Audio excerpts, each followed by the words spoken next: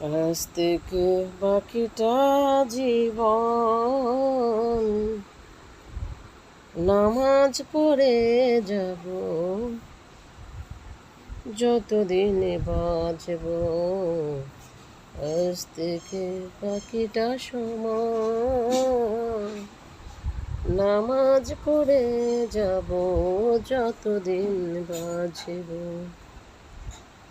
মা গেল, নানা গেল, দাদা গেল, দাদি গেল, কেউ না ফিরে এলো সেই ঘরে থেকে।